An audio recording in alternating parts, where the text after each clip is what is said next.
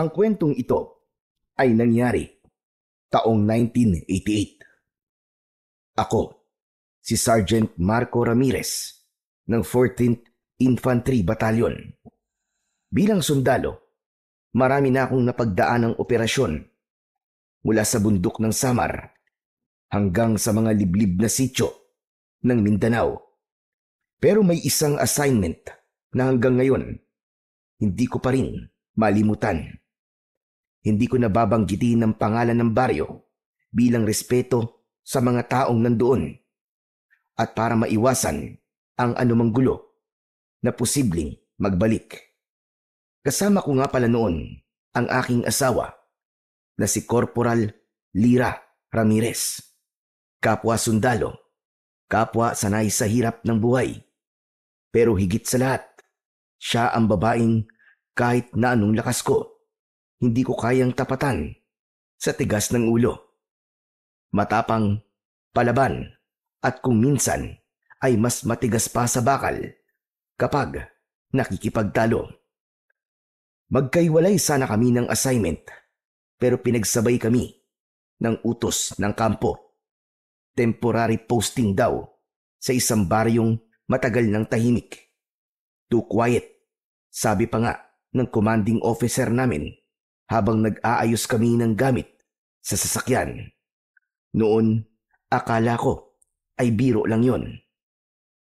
Pero habang naglalakbay kami, napansin kong masyadong mapuno at liblib ang lugar na pupuntahan namin.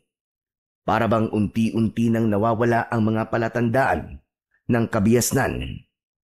Wala ng poste ng kuryente. Bihira na ang bahay at puro masukal na ang kagubatan ang nasa magkabila ang gilid ng daan. Tahimik lang kami sa loob ng sasakyan. Pero maya-maya pa ay bigla akong napatingin kay Lira. Bigla niya kasi akong kinalabit. 6 na oras na tayo nasa daan, Marco ah. Nakamasid siya sa labas. Kita ko sa mga mata niya. Alerto siya. Ganito siya palagi kapag may nararamdaman siyang kakaiba. Hindi ko alam kung instinct ba yun bilang sundalo o simpleng pakiramdam lang ng babae. Teka nga, tama ba talaga tong daan natin? O kung may baryo ba talaga tayong pupuntahan? Hindi kaya niloloko lang tayo ng mga kasama natin? Napangiti ako sa tinura niya. Pero sumeryoso ako nang makita kong tumingin siya sa akin. Tama siya. Masyado nang matagal ang biyahe. Bakit naman gagawin sa atin yun? Siguro naman hindi nila gagawin biro ang pagkawala ng mga kasamahan natin. Standard verification lang daw to. Tignan natin kung sino may pakana, kung mga rebelde ba o illegal logging activity. Ano? Illegal logging? Ano namang connect nun sa mga nawawalang tao? Saka bakit tayong dalawa lang ang ipinadala ngayon para mag-imbestiga, diba? Bakit nagtitipid na ba sila sa mga tao? Huwag ka na lang mag-isip ng kung ano-ano, Lira. Kaya siguro tayo lang ang pinadala. Ay, dahil hindi naman talaga delikado ang operasyon na gagawin natin. Magtanong-tanong na lang tayo sa mga residente kung anong alam nila. Yun lang, tapos pwede na tayong umuwi. Sana nga ganun lang, Marco. Sana nga.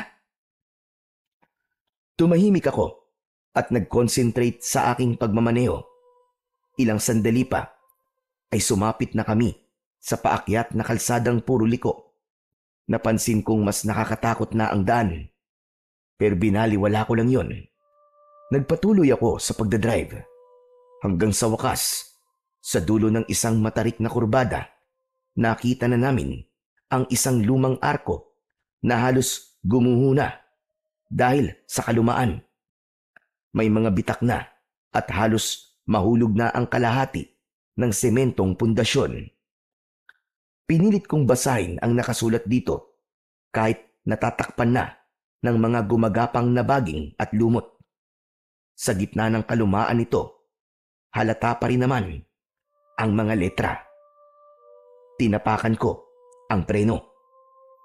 Oh, nandito na tayo. Ito na yon. Sure ka ba? Bakit parang nakakatakot naman dito? Halos wala akong makitang tao ah. Pagkasabi nito ni Lira, ay napatingin ako sa paligid. May mga bahay nga. Karamihan ay yari sa kahoy. May ilan pang may lumang disenyo ng kapis windows. Pero sarado ang mga bintana. At tama siya, parang walang mga tao. Isa pang bagay na lalong nagpatindig ng balahibo ko ay ang itsura ng paligid. Habang dahan-dahan kong pinaaandar ang truck papasok sa baryo, napansin kong kakaiba ang mga puno. Wala ni isang buhay na mga dahon. Meron din kaming nadaan ng isang maliit na kapilya. Sa unang tingin ay simpleng gusali lang yon. Pero nang makalapit kami, doon ko nakita ang tunay na itsura nito. Gumuho na ang kalahati ng pader at ang natitirang bahagi ay natabunan na ng damo at ugat ng mga halaman. Sa ibabaw ng gumuhong pader ay naroon ang nag-iisang buhay na puno. Isang balete na ang mga ugat ay bumalot na sa gumuhong kampanaryo nito. Marco, tignan mo yung pinto. Napatingin ako. Nakaawang ang lumang pinto ng kapilya at sa pagitan nito ay may napansin akong parang may aninong dumaan. Mabilis yun, pero malinaw kong nakita. Hindi ko alam kung tao o hayop, pero kinilabutan ako. Nagpatuloy na ako sa pagdadrive hanggang sa makarating kami sa barangay hall ng lugar. Ipinarada ko ang sasakyan sa tapat nun at saka kami bumaba pareho ni Lira. Sinalubong kami ng isang matandang lalaki na may hawak na baston at nakabarong maski mainit ang sikat ng araw. Ako si Mayor Lucio. Kayo bang ipinadala mula sa kampo? Sir. Sergeant Marco Ramirez po. Kasama ko po ang aking asawa, si Corporal Lira Ramirez. Na-assign po kami rito para sa security assessment. Mabutit nakarating kayo na maayos. Pero sana, matapos agad ang trabaho nyo bago dumating ang kabilugan ng... Tumigil sa pagsasalita si Mayor Lucio. Pero hindi ko kagad nakuha kung bakit. Napatingin ako sa kanya. Sa unang tingin, normal lang naman ang itsura niya. Medyo maitim ang balat, payat at mukhang hikain na matanda. Malayo ang aura niya sa mga mayor na nakilala na namin sa iba't ibang lugar. Parang ordinaryong mamamayan lang siya, maski nakabarong. Pero habang tumatagal ang tingin ko sa kanya, napansin kong may kakaibang takot na makikita sa mukha niya. Parang may gusto siyang sabihin, pero hindi niya masabi ng diretso. Tapos napansin kong tumingin siya sa langit. Sandali lang yon, bago ibinalik ang tingin sa amin at gumuhit ang isang pilit na ngiti. Sir, Mayor, ano po yung sinabi niyo? Kabilugan po ng buwan? Hindi siya sumagot kagad. Tumingin muna siya sa paligid. Parang sinigurado na walang nakikinig. Makinig kayo sa akin. Kapag sumapit ang gabi, huwag kayong lalabas sa loob ng tutulugan nyo. Huwag din kayong lalapit sa parte ng gubat na yan. Kahit na ano pa ang marinig nyo. Nagkakaintindihan ba tayo? May banta po ba ng mga rebelde, Mayor? Umiling si Mayor Lucio. Kita ko pang napabuntong hininga siya. Mahaba at tumingin siyang sandali sa gubat. Baka sa mukha niya ang matinding pag-aalala. Hindi tao ang kalaban dito. Tumahimik kaming lahat. Walang kumibo. Tumingin si Lira sa akin. Bagyang tumaas ang kilay. Tapos ay sa kanya ibinaling ang tingin sa matandang lalaki. Ho? Ano pong ibig niyo sabihin, Mayor? Ano po ba ang mga makakalaban natin dito? Muling naulit ang ekspresyong ipinakita niya kanina. Muli rin siyang sumagot ng malayo sa tinatanong namin. Hindi ko tuloy maiwasang makaramdam ng inis. Pero dahil sundalo kami, pinakalma ko ang sarili ko. Mayor, kaya ho kami pinapunta dito ay para imbestigahan po ang mga reports tungkol sa mga nawawalang tao dito sa baryo na to. Kung may alam po kayong impormasyon tungkol dito, makipagtulungan po kayo sa amin. Hindi pwede ang ganun. Kung gusto nyo ng sagot, gusto ko, kayo mismo ang makatuklas ng tunay na nangyayari dito. Dahil kapag sinabi ko lang, baka hindi kayo maniwala. Nang marinig ko ang sinabi ni Mayor, usa akong napatingin kay Lira. Kita ko agad ang reaksyon sa mukha niya. Galit na may halong inis. Napailing siya at pinagsalikop ang mga braso habang nakatitig ng matalim kay Mayor. Ang sabi mo kanina ay hindi tao, Mayor. Ano yun? Mga multong kalaban niyo dito? Bago pa siya makapagsalita ng mas matalim, ay agad ko na siyang hinawakan at hinila palayo ng konti kay Mayor. Lira, tama na. Ano ka ba? Pigilan mo ang sarili mo. Nandito tayo para mag-assess at i-verify ang mga nangyayari. Sa tingin ko, ay maganda lang may konti tayong malaman mula kay Mayor kaysa puro kuro-kuro lang, gaya ng illegal logging o kung ano paman. Pero hindi ba't mayor siya ng bayang to? Tungkulin niya rin na protektahan ng lugar at panatilihin ang katahimikan. Kung hindi siya makikipag-cooperate sa atin, para tayo makakatulong, di ba? Isa pa, puro kabalbalan lang ang pinagsasasabi niya. Hinaan mo ang boses mo, Lira. Baka marinig ka, nakakahiya. Bakit naman tayo mahihiya? Totoo naman ang sinasabi ko, Kumalma ka lang. Mabuti pa dumito ka na lang muna. At ako na ang kakausap sa kanya, okay?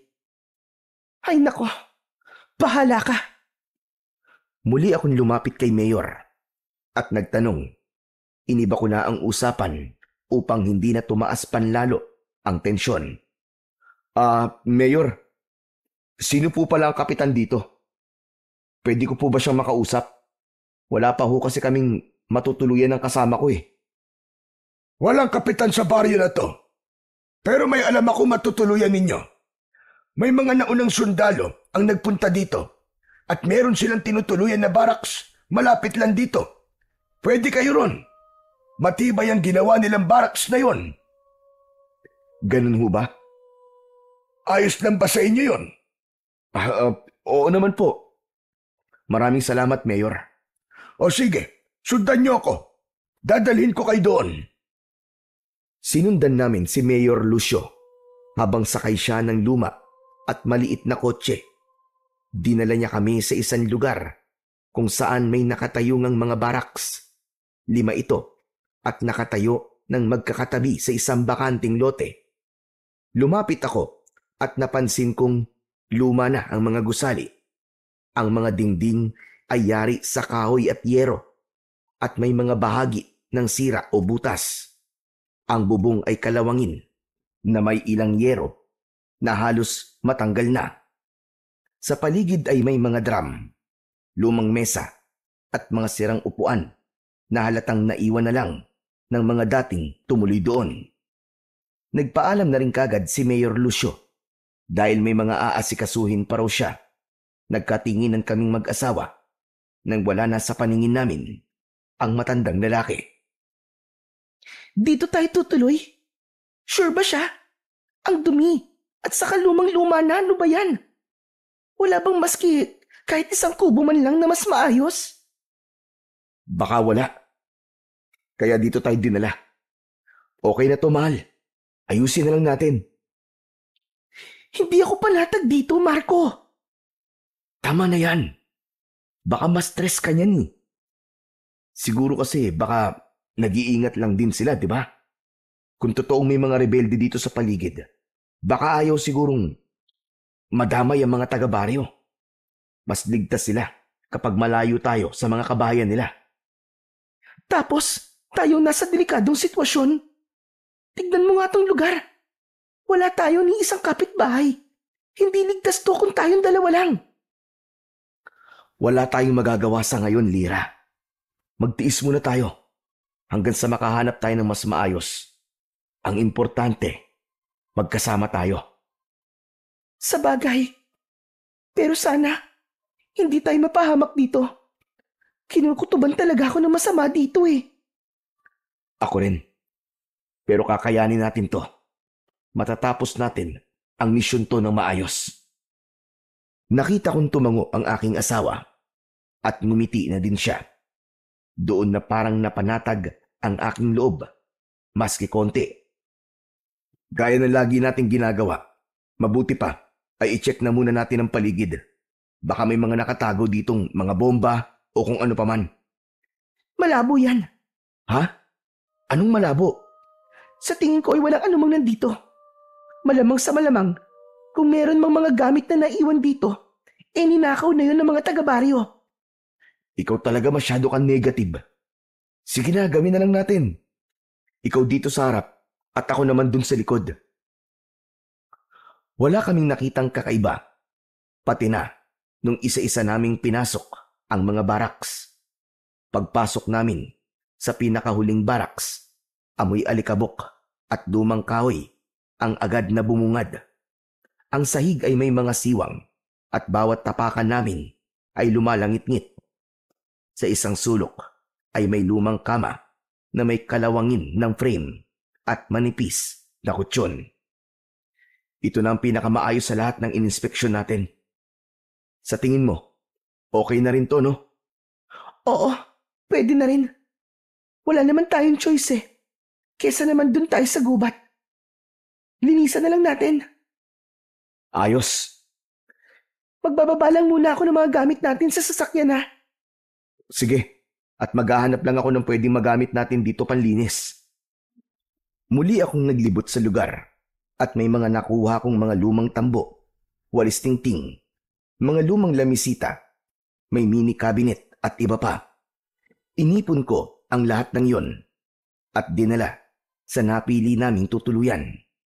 Nang nasa loob ako, napatingin ako sa mini cabinet at dahil mausisa akong tao, binuksan ko yon. Lumantad ang ilang piraso ng mga papel at larawan. Ayon sa mga dokumento, may dating detachment sa baryo na yon. Pero matagal nang iniwan. Sunod kong tinignan ang mga larawan. Grupo yon ng mga sundalo, ngunit hindi ko mamukaan dahil malabo yon. Ano yung nahanap mo? Ilang mga gamit, larawan at mga dokumento na naiwan ng mga sundalong na destino dito. Talaga? Patingin nga ako. May nakita ka bang maaari nating maging lead sa nangyayari dito? Binasa ko lahat. Wala sa mga dokumento at larawan ang ipinunta natin dito. Sa tingin ko, hindi pa ito ang pinaka naging base ng mga naunang sundalo. Tama ka. Base sa mga gamit na naiwan nila, hindi ito ganun kahalaga para dalhin kung saan man sila nagpunta. Pwede nating tanungin si Mayor sa mga susunod na araw.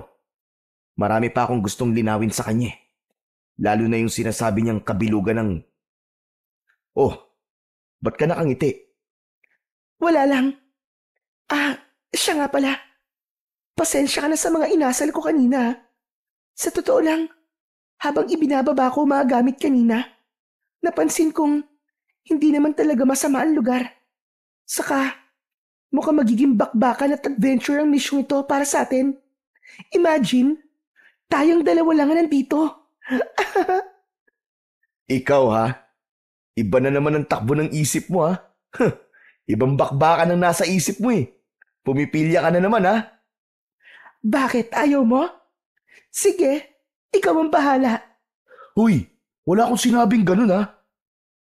Ipinagpatuloy na namin ang paglilinis at pag-aayos ng mga gamit. Nagwalis, nag-alis ng mga kalat at inayos ang mga lumang gamit na pwede pang magamit. Tinanggal ko ang mga basag na bote at lata na nasa sahig. Samantalang silira naman ang nagpunas ng mga alikabok. Mabilis na lumipas ang oras. Unti-unti nang dumilim ang paligid nang di namin namamalayan. Nagsindi kami ng lampara na dala namin. Habang nag-aayos kami ng huling gamit, may biglang tunog kaming narinig. Mga kaluskos ng paa na naglalakad sa labas. Marco, naririnig mo ba yun? Tahimik akong tumango. Kinuha ko ang baril ko at maingat na lumabas. Pagbukas ko ng pinto, sinalubong ako ng malamig na hangin. Itinaas ko ng bagya ang baril at pinakiramdaman ko ang paligid. May kaluskos na naman akong narinig. Tumigil ako at inaninag ko kung ano ang meron. May tao ba dyan? May tao ba dyan? Walang sumagot. Pero sa dulo ng bakuran, nakita kong parang may gumalaw. Isang aninong hindi ko maaninag. Paglapit ko, biglang nawala. Hinanap ko pa siya sa paligid, pero wala na talaga. Inisip ko na lang na namalikmata lang ako ng mga oras na yon. Kaya naman pumasok na ako sa loob. Nakita ko si Lira. Tahimik na nakaupo sa kama at naging kapansin-pansin ang kanyang pamumutla. Oh, okay ka lang ba? Anong nangyari sa'yo? Kinakabahan ako, Marco. Kanina kasi may kumatok dyan.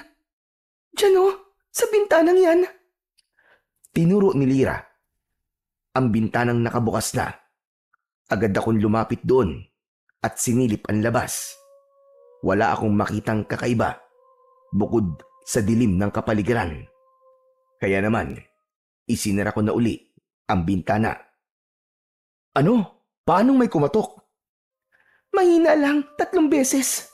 Pero nang buksan ko ang bintana, wala akong nakita. May naiwan lang sa sahig. Tignan mo nga kung ano yan. Dahan-dahan akong lumod at pinulot ang bagay na yon. Isang kuko. Mahaba, magaspang at tila mula sa hayop. Amoy bulok din ito. Bigla akong napahawak ng maigpit sa aking baril. Baka sa mabangis na hayop nang galing to.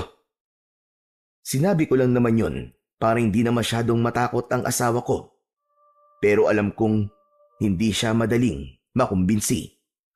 Hayop? Ano ka ba? May hayop ba na kumakatok sa bintana ng bahay?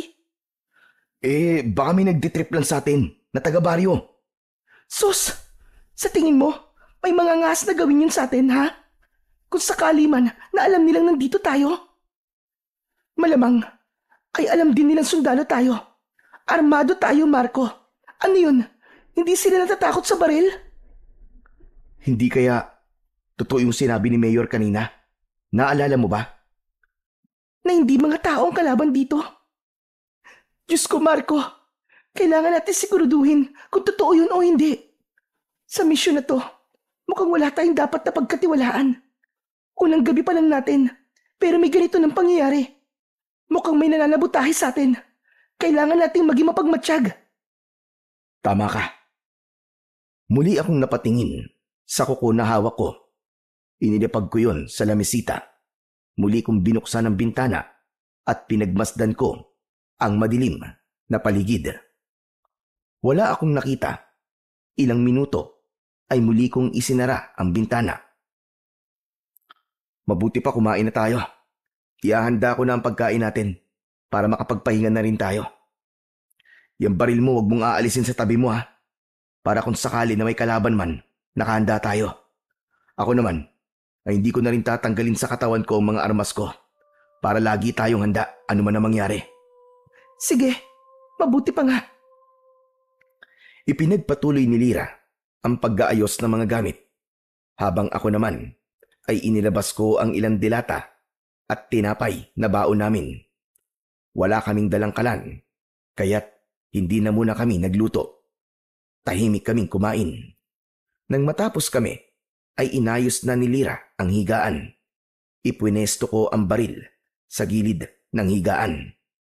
May mga dala kaming mga kumot, unan at banig, at di na muna namin ginamit ang lumang kutsyon. Sa sahig kami naglatag. Sana bukas ay magkaroon na tayo ng lead para makapagsimula na tayo ng maayos. Manalangin na lang tayo, Lira. Matatapos natin to na maayos. Huwag kang mag-alala. Sige na, matulog ka na. Alam kong pagod ka na. Sige, ikaw rin matulog ka na. Tumango ako. Pagkasabi niya nito, ay sabay na kaming humiga. Tahimik ang buong paligid. Makalipas ang ilang minuto, ay nakatulog na si Lira. Pero ako, nanatili akong gising. Hindi ako makatulog dahil sa pangamba. Patuloy akong nagbantay. Lumipas ang mga oras, nang sandaling ipipikit ko na sana ang aking mga mata. Biglang nakarinig ako ng paglangit-ngit ng bintana. Nang lingunin ko ito, nakita kong nakabukas na ito ng konti. Anak ng... Papanong... Napakunot ang noo ko. Sigurado ko na isinara ko ang bintana na yung kanina at hindi ko naman binuksan ulit. Medyo nagduda pa ako kung namamalikmata lang ako. Pero nang mapansin kong medyo gumagalaw pa ito dahil sa hangin, kinilabutan ako. Bago ako bumangon, sandali kong tinignan si Lira. Maimbing na ang tulog nito. Ni hindi man lang gumagalaw, hindi ko na siya ginising. Kaya dahan-dahan akong tumayo. Nilapitan ng bintana at isasara na sana. Pero bago ko mailapat yung pansara, bigla kong napansin na may dumaang anino sa labas. Parang tao, pero hindi. Mabilis lang yon. Ano ba yun? Sinulyapan ko si Lira. Natutulog pa din. At sa hindi inaasahan, biglang umihip ang malamig na simoy ng hangin. Kinilabutan ako. Kahit makapal ang suot ko, hindi ko maiwasan ang mapayakap sa aking sarili dahil sa sobrang lamig na nararamdaman ko. Napatanaw tuloy ako sa buwan. Hindi pa ganap ang kabilugan nito, ngunit may hatid na itong nakakatakot na aura at hindi na komportabling pagmasdan. Bigla akong napailing. Anong meron sa baryo na to? Bakit ganito? Pagkatapos kong mabulong ang mga salitang yon, napabuntong hininga ako. Isinara ko liit ang bintana at tumiga. Pinilit kong ipikit ang mga mata ko, pero wala. Hindi talaga ako dalawin ng antok. Panay ang lingon ko sa pader, sa kisame, sa saig, kahit saan. Para kasing may kung sinong biglang lalapit o susugod. Siguro, dala na rin ng pagiging sundalo ko. Laging alerto, kahit tahimik, ang paligid. Hindi ko na namalayan kung anong oras na ako nakatulog. Basta't pagdilat ko, parang ang bigat-bigat ng katawan ko. Para bang binuhusan ako ng malamig na tubig. Si Lira ay tahimik pa rin nakahiga sa tabi ko. Maigpit ang pagkakayakap sa kumot, kahit hindi na ganun kalamig ang umaga. Gusto kong isipin na panaginip lang ang lahat ng nangyari kagabi. Ang anino, ang bintanang bumukas mag-isa, pero hindi yun panaginip. Kasi pagbangon ko, nakita ko pa rin sa lamisita ang kuko. Mahaba, matulis, at kulay itim. Pinulot ko yun at nilagay ko sa isang maliit na supot. Gusto kong dalhin kay Mayor Lucio para makita niya mismo kung ano man yun. Nang magising na si Lira, agad kaming nag-ayos. Sinuot ang aming mga uniforme at isinukbit ang mga ekstrang baril, magasin at balisong. Paglabas ko ng bahay, napansin kong kakaiba ang baryo. Tahimik, mas tahimik pa kaysa kahapon. Walang batang naglalaro, walang maingay na naglalaba, walang usok mula sa kalan ng mga kapitbahay. Bakit ganito dito? Parang walang lumalabas na tao kapag araw. Parang ghost town. Kaya nga eh. Kanino tayo pwede magtanong dito kung lahat sila nagtatago? Sa palagay mo, may kinalaman kaya yung nangyari kagabi dito? Sandali. Huwag mong sabihing naniniwala ka na ngayon kay Mayor. Slight lang. Para sa akin, to see is to believe pa rin. Pero, bakit nga kaya nakapagtataka? Hindi ko alam, mahal ko. Pero, baka natatakot lang sila. Mukhang may kababalaghang nangyayari nga dito, no? Mukha nga. Pero hindi tayo pwedeng magbigay ng impormasyon sa kampo na puro galing lang sa haka-haka, Lira. Kailangan natin mag-imbestigang mabuti at magtanong-tanong sa mga taong nakatira dito. Iba rin kasi talaga ang kutob ko. Kung ganun, ay kinukutuban ka rin pala kagabi. Bakit di mo sinabi sa akin? Ayoko kasing matakot ka eh. Ang gusto ko ay makapagpahinga ka ng maayos. Sa bagay, masarap nga ang tulog ko. Paano ngayon yan? Wala naman tayong taong mapagtatanungan dito. Paano tayo magsisimula? Mabuti pa maglakad-lakad tayo. Puro naman, meron tayong makakasalubong o mahahanap na tao. Alangan namang hindi sila lalabas para maghanap ng makakain nila, di ba? Sa bagay, tama ka. Sige, tara na. Naglakad kami at nilibot ang buong baryo. Kitang-kita namin kung gaano kalungkot at walang buhay ang baryo. Ang mga bahay, sarado lahat ng pinto at bintana. Parang walang gustong makipag-usap o magpakita. Ngunit sa isang bahay, may napansin akong isang matanda na dahan-dahang sumisilip mula sa loob ng bahay. Pero nang tumingin ako ron, ay bigla siyang umiwas. Isinara niya ang bintana. Maya-maya pa ay may narinig din kaming mga yapak. Paglingon ko, may 2 batang nagtatakbuhan. Ngunit bago pa sila makalayo, mabilis silang hinila ng isang babae. Malamang ay nanay nila yon. Isinara niya kagad ang pinto, sabay kalansing ng kandado. Kita mo yun? Bakit iniiwasan nila tayo? Kaya nga eh.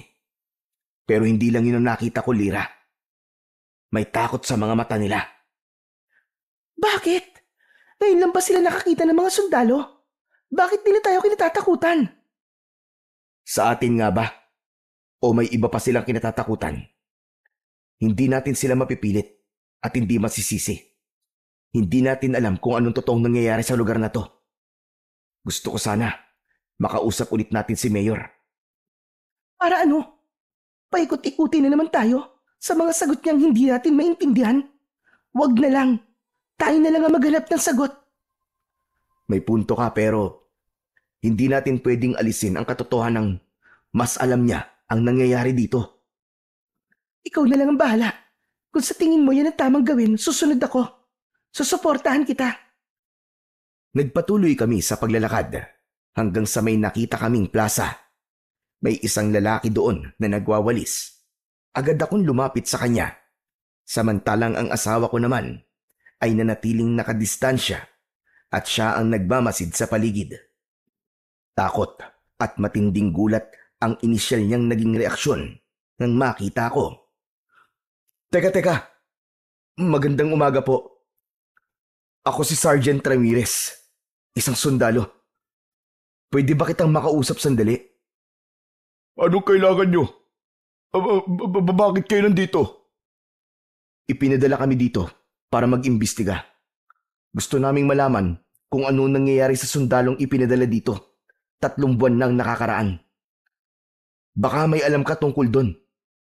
Matutulungan mo ba kami? Sir, umalis na ho kayo. Huwag niyong sayangin ang buhay niyo dito. Umalis na kayo, sir. Ano? Sandali lang. Ano bang ibig mo sabihin? Hindi kayo dapat nandito. Lahat ng mga pumapasok dito ay hindi na nakakalabas ng buhay. Ano? Anong ibig mo sabihin? Teka, may alam ka ba?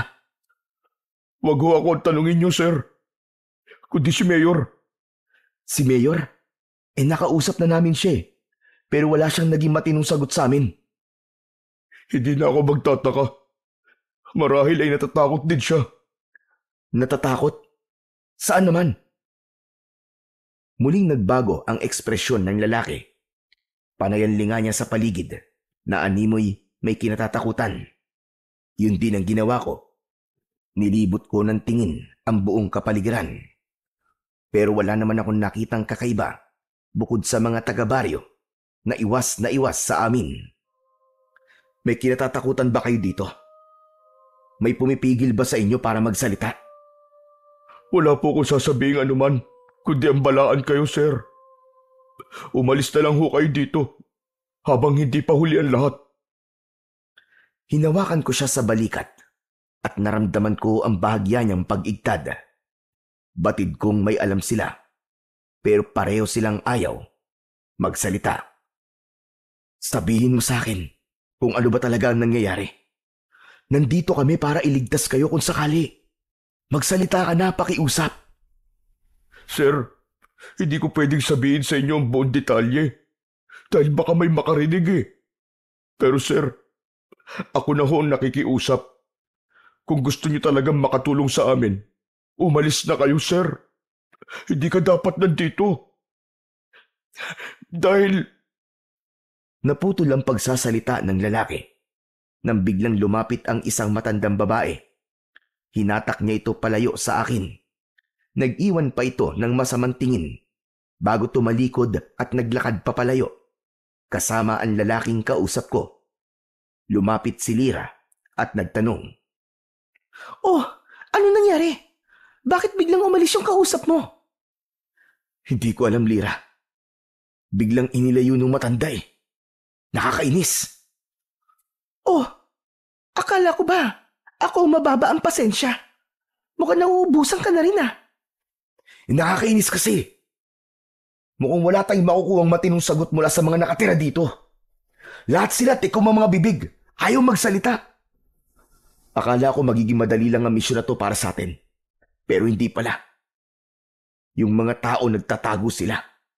Yung mayor, yung lalaki. May alam sila, Lyra. Pero parang may kinatatakutan sila na siyang pumipigil para magsalita sila. Ano bang nakuha mong impormasyon sa kanya? Wala. Ang sabi lang niya, hindi tayo dapat na nandito. Na umalis na tayo hanggat may oras pa. Sa palagay mo, yun ba talaga ang dapat nating gawin? Kilala mo ko, Lyra. Hindi ako sumusuko sa kahit na anong assignment na ibinigay sa akin. Hindi ako papayag na uuwi tayong walang alam. Hindi, Lyra. Hindi. Kung ganun, anong iniisip mong pwede nating gawin? Si Mayor. Kailangan natin siya ulit makausap. Siya lang ang makakasagot sa mga tanong natin. Halika, puntahan natin siya. Si Mayor? Pero nakausap na natin siya kahapon, di ba? Ayaw din niyang sumagot. Sa palagay mo ba magsasalita yun? Susubukan natin ulit. Magtiwala ka sa akin. Alam mo ba kung saan natin siya pupuntahan? Oo, alam ko. May nadaanan tayo kaninang malaking bahay. Tsak na sa kanya yun. Kasi nakita ko doon ang kotseng sinakyan niya kahapon.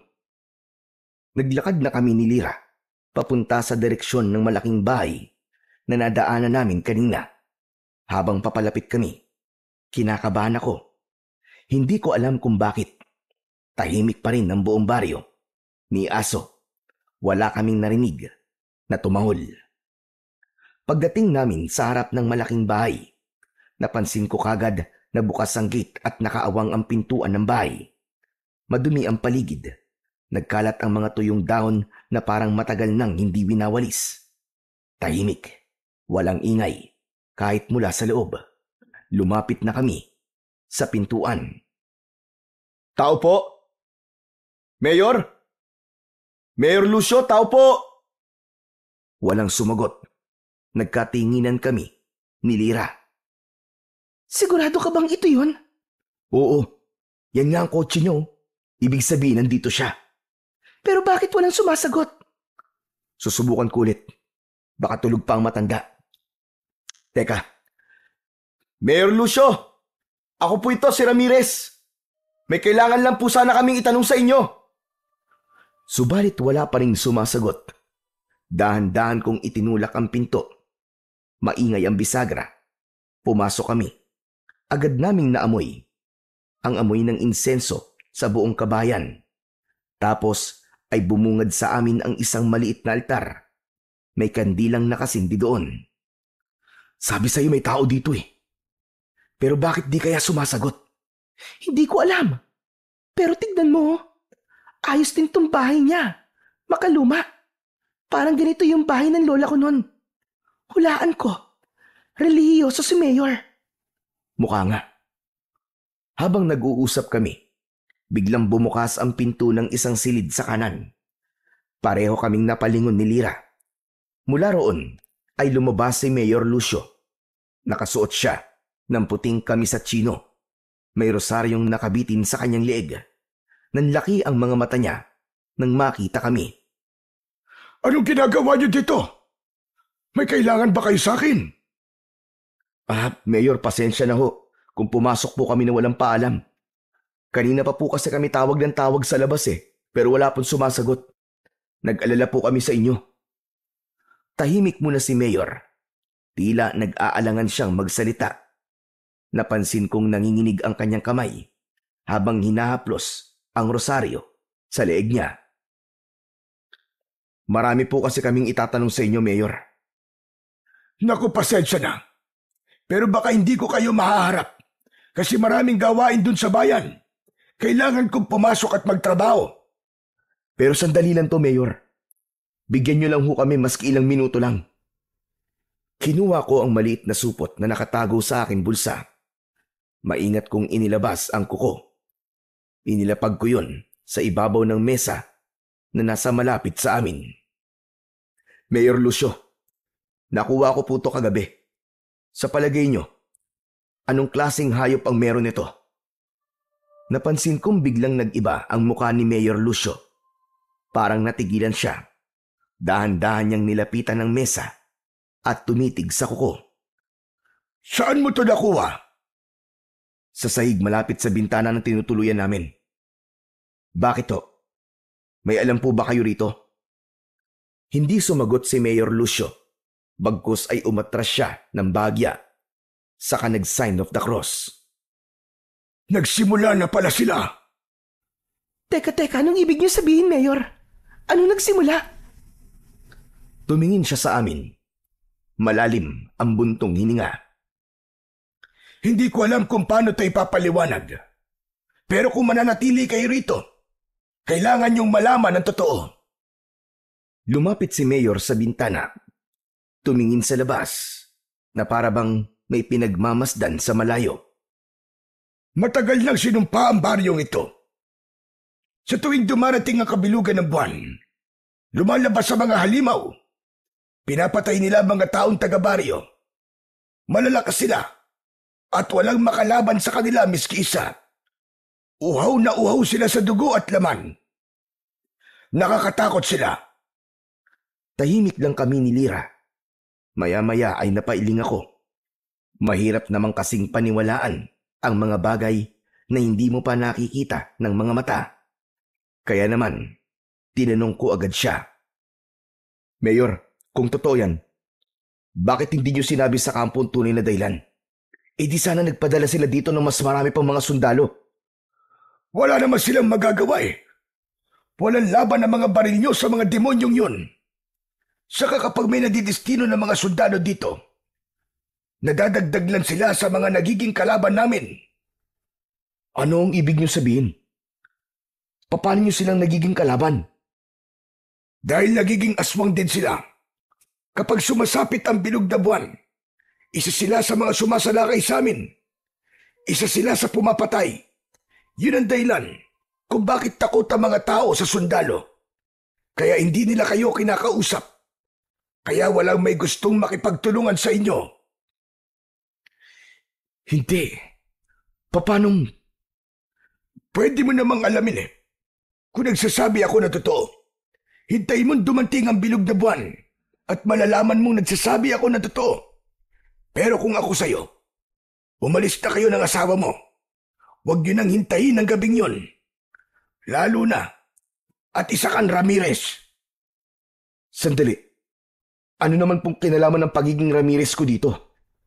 Ang ibig ko sabihin ay isa kang sundalo. Ay, pasensya ka na. Iba na sabi ko. Sigurado ka, Mayor? Oo, nagkamali lang ako. Huwag mo nang isipin yon. Sige, kung totoo ang sinasabi nyo na may banta ng mga halimaw o aswang dito, bakit nandito pa rin ang mga tao? Bakit hindi pa kayo umaalis dito? Dahil hindi kami pwedeng umalis dito. Lahat ng naabutan ng sumpa sa baryong ito, walang kakayahang lisanin ng baryo. Pero ikaw, kaya mo? Hindi ba nakakapunta ka ng bayan? Aamin na ako. Ang totoo, hindi naman ako nakakalabas ng baryo. Sinabi ko lang na nagtatrabaho ko sa munisipyo kasi gusto ko na ding umiwas sa tanong. Natatakot din ako sa'yo sa totoo lang. Ano pong dapat niyong ikatakot sa akin? Tao ako. Hindi ako isang halimaw, Mayor. Sandaling natahimik si Mayor. Tila iniisip nito ang dapat na isasagot sa akin. Habang hinihintay siyang tumugon, hindi ko maiwasang mapatingin sa altar niya. Doon ko lang napansin, ang malaking ribulto ng Batang Santo ay kakaiba. Ang krus na hawak nito ay nakabaligtad. Bigla akong napalunok ng laway. Kilala ko ang ganong simbolo. Ibig sabihin nun, ang sumasamba doon ay kampon ng isang demonyo. Siguro nga tama ka, iyo. Pero nasisiguro ko, kapag hindi kayo umalis dito, magiging halimaw ka din. Sigurado ka? Bakit ikaw? Tao ka pa din naman ah. Huwag mo akong pilosopuin. Basta ako binibigyan lang kita ng babala. Nasa sayo na yan, kung maniniwala ka o hindi.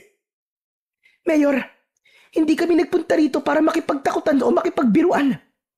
Ang kailangan namin ay sagot. Sabihin niyo na po sa amin ang totoo. Ano ba talaga ang nangyayari dito? Bakit hindi na nakakauwi ang mga tropa na pinapadala dito? May mga rebelde bang dumudukot sa kanila? Sabihin mo! Ngumisi si Mayor, pero hindi na muling nagsalita. Hinawakan ko ang asawa ko upang patigilin ito sa kanyang pagsasalita. Mayor Sigio, salamat po sa impormasyon na sinabi niyo. Mauuna na po kami. Tumango ang matanda. Bago kami umalis, ay muli kong nilingon ang kanyang altar. Sa pagkakataong yon, hindi na nakabaliktad ang hawak na krus ng Batang Santo. Napalunok akong muli ng laway. Muli akong nagpaalam sa matanda. Sigio, dumaan lang po talaga kami para iwan po ang bagay na yan. Pagtutukoy ko sa kakaibang kuko na nakita namin kagabi. Nang damputin yun ni Mayor, naglakad na kami palapit sa pintuan. Aalis na kagad kayo. Gusto niyo bang magmerienda muna o mag-agahan? Salamat na lang po, Mayor. Aalis na po kami ni Lira. May pupuntahan pa po kami at mga dapat na ayusin. Hindi na ba talaga kayo aalis? Tumango ako at doon ko nakitang nawala na ng tuluyan ang pilit ng ngiti ng matanda. Hinawakan ko ang kamay ni Lira at inakay siya palabas ng bahay na yon. Nang makalayo kami ng konti, ay saka pa lang kami parehas na nakahinga ng maluwag. Ano yun, Marco? Ano nangyari? Hindi ko maintindihan eh. Ang weird. Hindi ko rin alam, Lira. Pero ako man nagtataka rin. Alam mo bang may napansin akong kakaiba kanina? Ano yun? Agad kong ikinuwento ang mga nakita ko. Ang baligtad na krus sa ribulto na nasa altar ni Mayor. Nanlaki ang kanyang mga mata nang marinig yun. Anak ng putya. Mukhang may demonyo yata ang mayor na yun ah. Ano sa tingin mo? Aalis na ba tayo dito, Marco? Napaisip talaga ako sa tanong na yun ni Lira. Totoo naman, kung pagbabasihan mo lahat ng nakita at narinig namin dito sa baryo, pati na yung kilos ni Mayor na para bang may tinatago, dapat nga sigurong umalis na kami habang may oras pa. Pero ewan ko ba, habang iniisip ko yun, para bang may boses sa loob ng ulo ko na nagsasabing wag muna akong umalis at meron pa akong dapat na malaman. Napatingin ako kay Lira. Kita ko sa mukha niya ang pagod na may halong takot at inis. Gusto niya nang tapusin to, bumalik sa kampo at iwanan ang lahat ng kalokohang ito. Pero sa loob-loob ko, hindi pa ako kontento. May mali talaga. Hindi pa tayo aalis, Lira. Sigurado ka? Hindi mo ba talaga naiisip na baka delikado talaga dito? Dadalawa lang tayo dito, Marco. Kakayanin ba natin? Hindi naman tugere para kailanganin ng madaming sundalo, Lira. Ang kailangan lang natin ay malaman ang katotohanan. Kailangan nating matapos ang misyon na to. Kailangan nating malaman kung yung mga aswang ba na sinasabi ni Mayor ang totoong dahilan kung bakit missing in action ang kaibigan kong si Ortega at ang mga kasama niya. At kung bakit natulad ang grupo nila sa naunang ipinadalang sundalo dito. Yung misyon na tinakasan ng tatay mo? Tama ka, Lira. Gusto kong alamin kung ano yung hindi niya masabi sa akin noon. Biglang bumalik sa isip ko ang mga kwento ng tatay ko tungkol sa liblib na baryong yon sa Negros. Ayon sa kanya, ipinagbubuntis pa lang ako ng nanay ko nang umalis siya para madestino rito. Ang naaalala ko sa mga kwento niya, tumakas siya at iniwan ang mga kasama niya. Wala raw siyang ibang nasa isip noon, kundi ang asawa niyang buntis at ang anak na malapit ng isilang. Iniwan niya ang kanyang mga kabaro sa gitna ng misyon. Lumaki akong nakikita siyang palaging malungkot. Palagi bang parang may dinadala. Madalas kong maririnig siyang bumubulong ng pagsisisi na sana raw hindi siya tumakas, na sana raw ay hinarap niya ang misyon hanggang dulo. Hanggang sa kinamatayan na lang niya ang pagsisisi. Makalipas ang mga taon. Samantala, nang nasa serbisyo na ako, natuklasan ko ang tungkol sa misyon na yon. Wala palang nakakaalam na nakauwing buhay ang tatay ko. Mula kasi nang nanggaling siya sa baryong ito, hindi na siya nagpakita sa kanilang kampo. Hindi na siya bumalik sa serbisyo. Kaya nga, nang mapag-usapan ang tungkol sa misyong yon, lingid sa kaalaman ni Lira, ay nagboluntaryo ako na kami na ang sasabak sa misyon. Gusto kong malaman ang sagot kung bakit naging ganun ang tatay ko.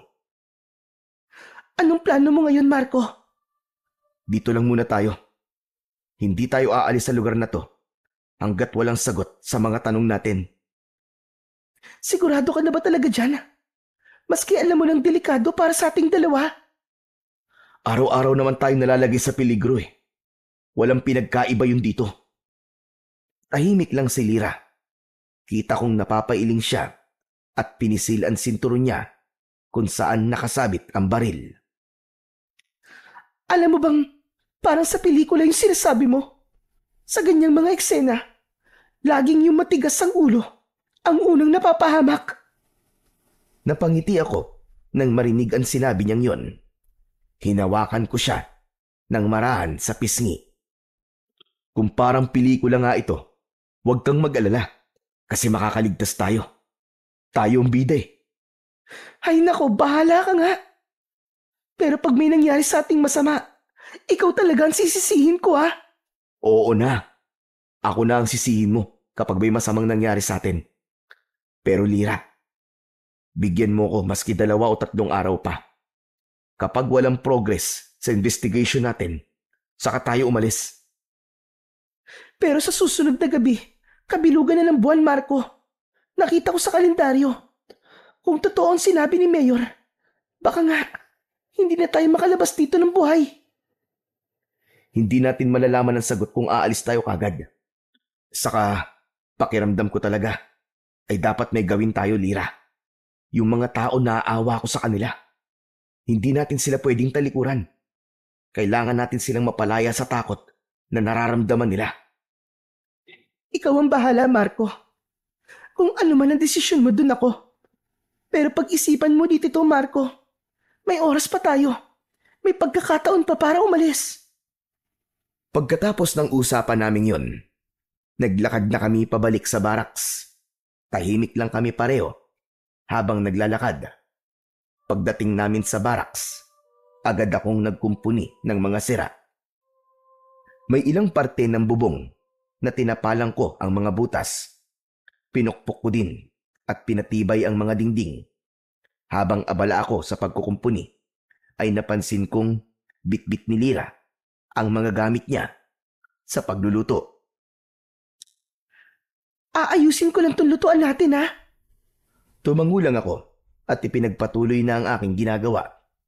Nakita ko siyang nag-ayos ng 3 batong malalaki at yun ang ginawa niyang kalan. Maingat siyang nagsalansan ng mga tuyong sanga at sinindihan yon gamit ang ilang piraso ng papel at posporo.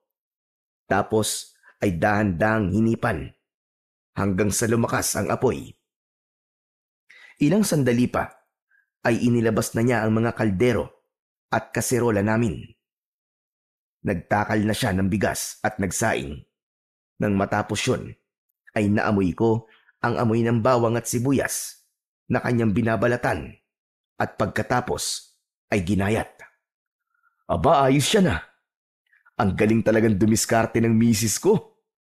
Siyempre, mas mahirap kalabanin ng gutom kaysa sa aswang, ano? Natawa na lang ako sa sinabi niya. Pagkalipas ng halos 1 oras, ay inihanda na ni Lyra ang lutong pagkain. Ginisang sardinas na may itlog ang ulam namin. Halika na, kumain na tayo. Wow, ang bango ah! Saka mukhang masarap. Naglagay siya ng kanin sa plato. Sabay nilagyan niya ng ulam. Tahimik kaming kumain. Nang matapos kaming kumain, inayos na ni Lyra ang mga pinagkainan. Ako naman, binuhusan ko ng tubig ang apoy para mapatay ito. Nang mapatingin ako sa gubat, parang may nakita akong kumikidlat mula sa malayo. Nako, mukhang uulan yata. Kaya nga eh. Mabuti at naayos mo na ang bubong.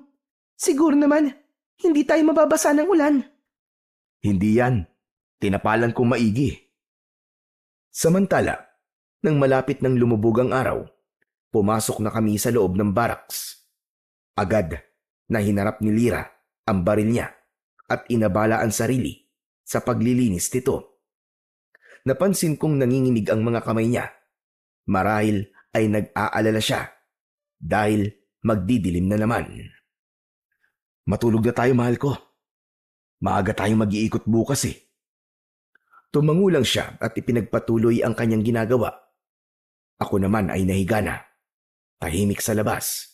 Ilang minuto pa, may narinig kaming mga kaluskos sa labas. Parang may naglalakad. Dahan-dahan akong bumangon. Napahawak ako sa baril ko. Tapos ay biglang may kumatok. 3 beses. Sino yan? Walang sumagot. Huminga ako ng malalim. Muli akong nagtanong kung sino siya, pero tahimik pa rin. Hindi ako natatakot sa'yo kung sino ka man. Huwag kang ganyan. Kundi malilintikan ka talaga sa akin. Hindi ako nagbibiro. Marco, tulungan mo ako. Bigla kaming natigilan ni Lyra. Kilala namin ang boses na yon. Bigla akong kinabahan nang mapagtantong boses ngayon ni Ortega, ang kaibigan kong kasama sa ipinadalang mga sundalo noon. Agad akong tumayo at tinungo ang pinto. Bubuksan ko na sana yon, pero biglang sumigaw si Lyra. Marco, wag! Napatigil ako. Paglingon ko, nakaturo si Lyra sa ilalim ng pinto habang hawak rin ang kanyang baril. Sa siwang, may tumutulong likido. Maitim, malapot at amoy bakal. Hindi ako maaaring magkamali. Dugo yun. Sumigaw si Lyra at hinila ako palayo. Napaatras ako habang marahas na yumayanig ang pinto. Kasunod ang boses ni Ortega na ngayoy paos na paos. Ramirez! Ramirez, sundin mo ang utos ko! Ramirez! Sinenyasan ako ni Lyra na lumayo sa pinto. Pagkatapos nun, ay biglang may kumalabog. Sinipa niya ang pintuan. Maya-maya pa, ay narinig na naming kumalas na ang bisagra. Gusto ko sanang iputok na ang baril ko, pero nagdalawang isip ako. Kung si Sergeant Ortega nga ang nasa labas, hindi ko kayang saktan siya. Ilang segundo ay unti-unting bumukas ang pintuan. Pero bago pa namin makita kung sino o ano ang papasok, hinila na ako ni Lyra papunta sa bintana. Marco! Talon! Wala na akong nagawa. Tumalon kami palabas at mabilis na tumakbo palayo. Teka lang! Bakit ba tayo tumatakbo? Bakit di natin siya harapin? Delikado, Marco! Hindi tayo handa sa ganong klase ng kalaban! Pero, Wala nang pero! Kailangan natin makahanap na matataguan! Nagpatuloy kami sa aming pagtakbo. Napadpad kami sa kung saan. Hindi na namin alam hanggang sa may nakita kaming mga kubo. Mabilis kong kinuha ang maliit na flashlight na nasa aking bewang at inilawan ang mga yon. Isang lumang kubo ang agad na nakaagaw ng aking pansin. Sa paligid kasi nito ay may mga nakakalat na baril at mga magasin. Tignan mo, Lyra. Mukhang may tumirang sundalo dito. Mukha nga. Pero, nasan sila? Hindi ko alam. Tara, tignan natin. Pagpasok namin sa loob ng kubo, nakita namin na magulo at makalat ang mga gamit na naroon. May mga natuyo ding dugo sa sahig, parang hinila palabas. Ano kayang nangyari dito? Dahan-dahan kong inilawan ang bawat sulok at may mga nakita kaming mga bakas ng kalmot. Doon namin napatunayan ni Lyra na hindi nga tao ang naging kalaban ng mga sundalo doon. May nakita kaming logbook. Agad na binuklat yun ni Lyra at ang huling entry na nakasulat doon ay galing kay Ortega. Mga nilalang ng dilim ang kalaban nila, Marco. Tignan mo. Nakasulat dito na may mga naging kalaban silang mga aswang. Hindi. Kung ganun, ay totoo ang sinasabi ni Mayor. Hindi pwede to, Marco. Hindi pwede to. Hindi pwede. Huminahon ka, Lyra. Hindi ngayon ang panahon para paghinaan ka ng loob. Kailangan mo maging kalmado. Kailangan mo maging malakas. Kasama mo ako, mahal ko. Malalampasan natin to. Pero Marco, kinakabahan ako. Paano tayo lalaban kung sakaling sumugod sila dito? Hindi ganito ang gusto kong kamatayan. Huwag kang mag-isip ng kung ano-ano. Bukas na bukas, aalis na tayo dito, pangako yan. Niyakap ko si Lyra. Naramdaman ko ang panginginig ng kanyang laman. Ramdam ko ang takot na hindi ko pa nakita sa kanya dati. Pinisil ko ang likod niya. Pilit na binibigyan siya ng lakas na kailangan niya. Ilang sandali pa, bigla akong natigilan nang may mailawan ng aking flashlight sa ibabaw ng isang lamesa. Tignan mo, may kakaibang libro sa mesa. Nilapitan namin ito at tinignan. Isang aklat ang kumuha ng aking pansin. Ang pabalat nito ay kulay itim at may mga nakakatakot na drawing na mga simbolo at nilalang na parang galing sa impyerno. Dahan-dahan kong dinampot yun habang hawak ko. Parang may malamig na hangin na dumaan sa paligid. Marco, huwag mong bubuksan yan. Hindi maganda ang pakiramdam ko sa libro na yan. Hindi ko siya pinakinggan. Para bang may kung anong nagtutulak sa akin na alamin ang laman nun. Binuksan ko ang unang pahina at doon parang biglang huminto ang oras. May nakasulat doon na gamit lamang ang lumang tinta. Cap Ricardo Ramirez. Nabitiwan ko ang libro dahil sa pagkabigla.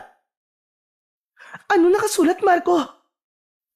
Agad na pinulot ni Lyra ang libro. Binuklat niya ang mga pahina at hindi na binasa ang nasa harapan. Kung hindi ako nagkakamali, libro ito ng mga ritual. Nakasulat sa wikang Latin.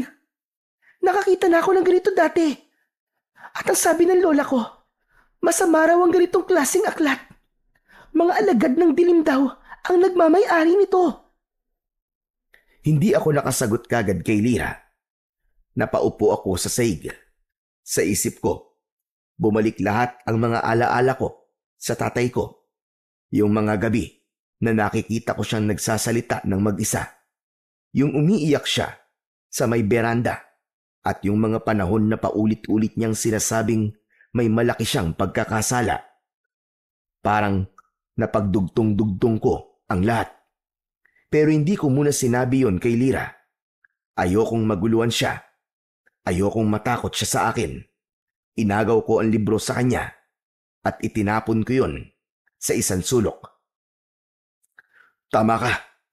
Aklat nga yan ng mga ritual. Mga masasamang ritual. Kaya wag mo nang pulutin. Lalong nagiging magulo na, Marco.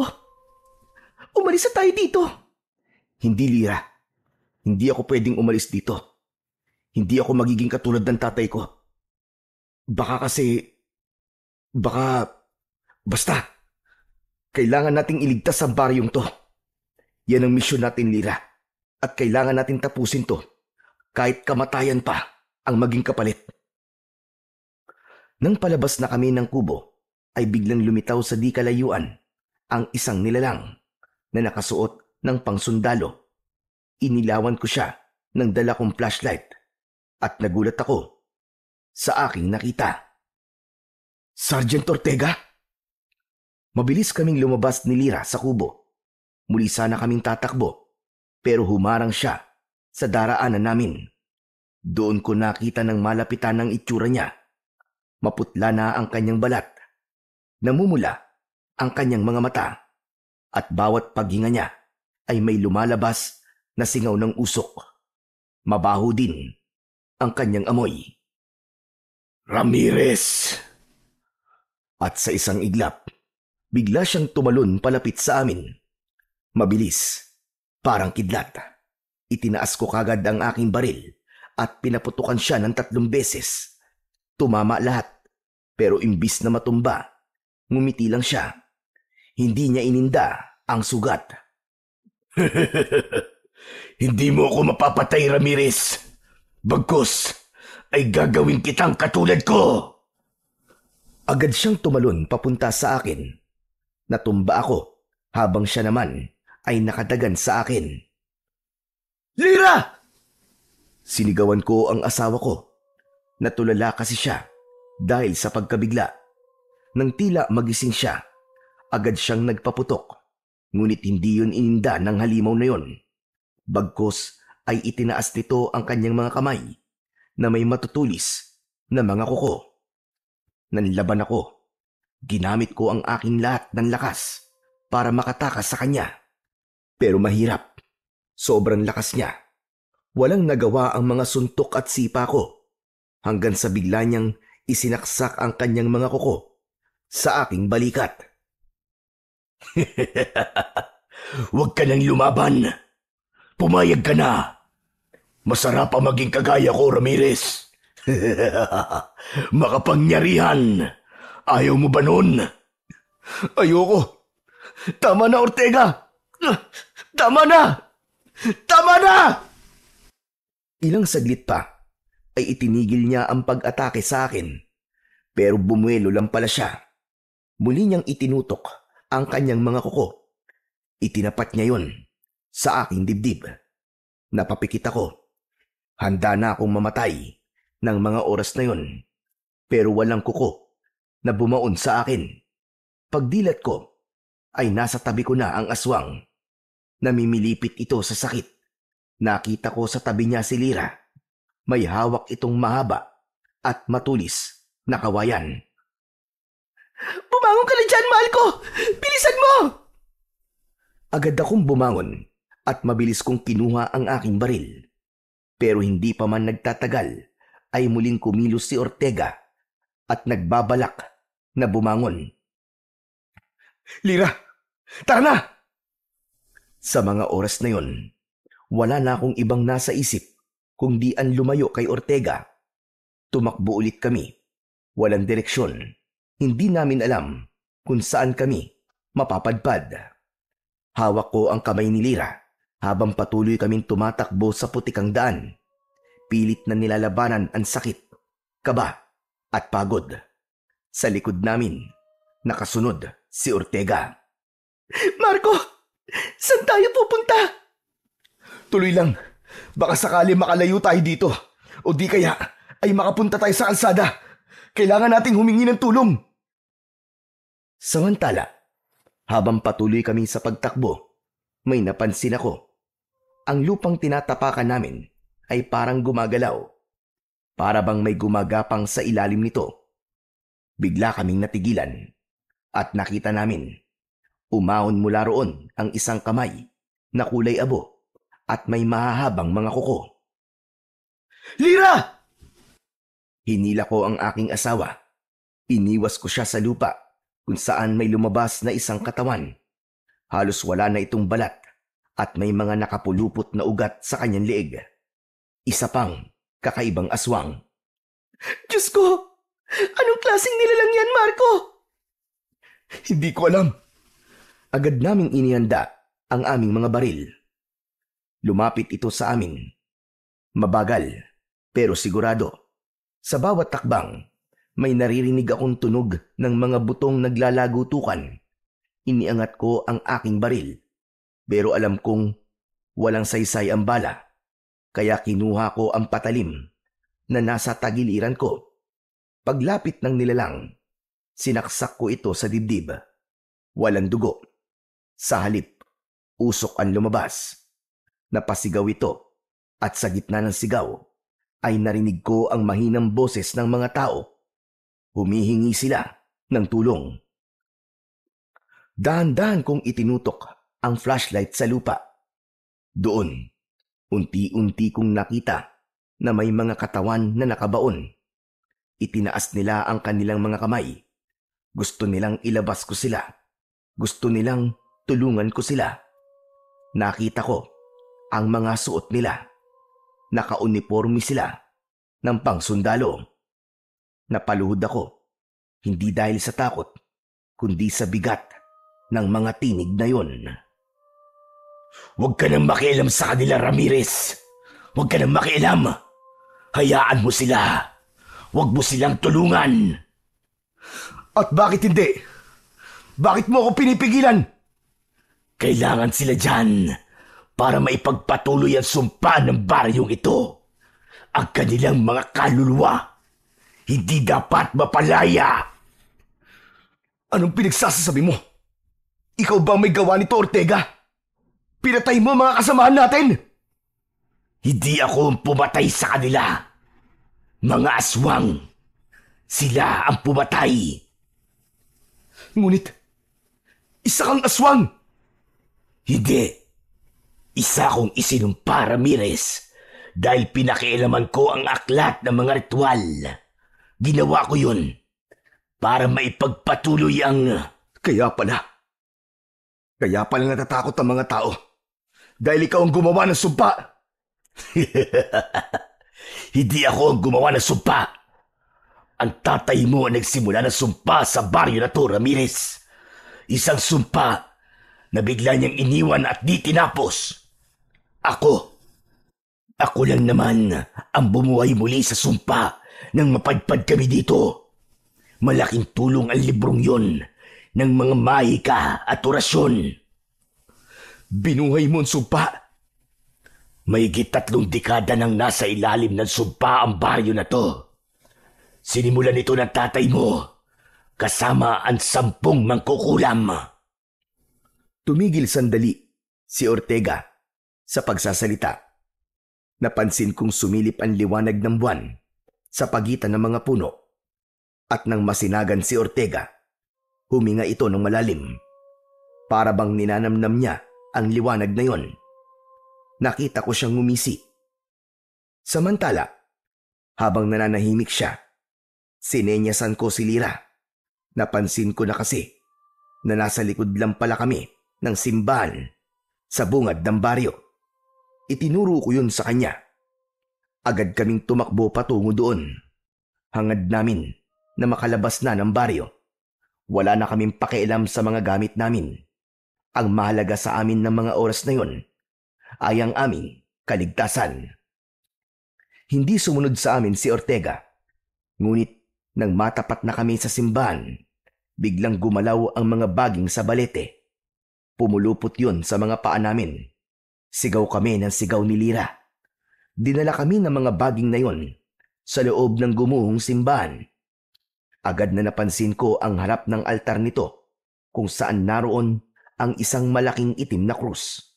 Nakabaligtad ito at sa mismong katawan nito ay may mga nakasulat na pangalan. Nakita kong nakasulat doon ang aking apelyido. Biglang parang lumabo ang paningin ko.